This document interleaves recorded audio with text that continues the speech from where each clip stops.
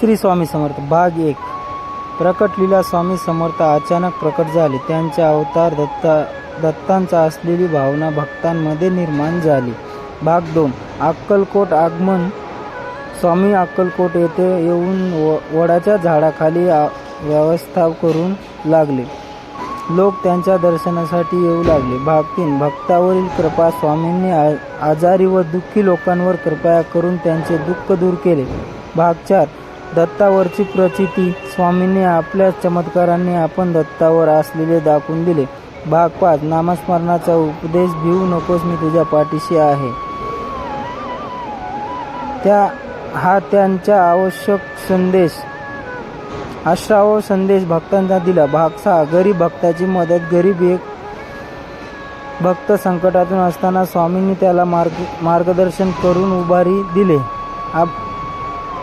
भाग 7 अहंकाराचा नाश एका अहंकारी व्यक्तीने गर्व स्वामींनी नम्रतेने दूर केले.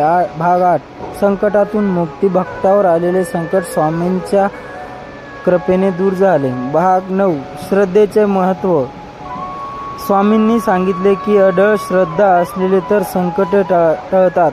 भाग 10 अन्नदान लीला भुकेल्यांना अन्नदान करून त्यांचे दयाळूपणाने उदाहरण दिले. भाग 11 रोग निवारण अनेक रुग्ण स्वामींकडे कृपेने बरे झाले. भाग 12 परीक्षेची वेळ भक्ताच्या श्रद्धेची परीक्षा घेऊन त्यांना अधिक दृष्टी केले. भाग 13 साधेपणाचा संदेश स्वामींनी साधे जीवन आणि उच्च विचार त्यांचे उपदेश केला. भाग 14 कर्म आणि भक्ती कर्म करणारा भक्ती ठेवण्याचा संदेश दिला. भाग 15 चमत्कारी दर्शन भक्तांना विविध रूपात दर्शन देऊन कृपा केली. भाग 16 भाव सेवेमुळे ईश्वर प्राप्ती होते हे सांगितले. भाग 17 संत संगताचे महत्त्व संतांच्या सहवासाने जीवन प्रवृत्ती पवित्र होते. भाग 18 संकटाचे आधार अडचणी असलेल्या कुटुंबाला स्वामीने धीर दिला. भाग 19 विश्वासाचे फळ आढळून विश्वासामुळे अशक्य गोष्ट शक्य झाले. भाग 20 लोभाचा त्याग लोभ व मोह टाळण्याचा उपदेश केला.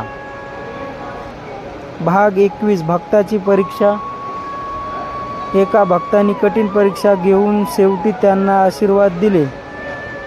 भाग 22 सत्य आणि कर्म सत्याच्या मार्गावर चालणारे महत्त्व सांगितले.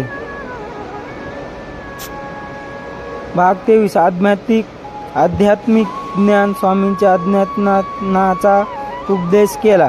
भाग 24 कृपादृष्टी स्वामीने कृपेने अचानक जीवनात परिवर्तन आले. भाग 25 समाधीचा संदेश स्वामींच्या आपल्या समाधीची पूर्वसूचना दिली. त्या समाधी अक्कलकोट येथे आहे आणि आजही लाखो भक्त तिथे दर्शनाला येतात. श्री स्वामी समर्थ. श्री स्वामी समर्थ. श्री स्वामी समर्थ.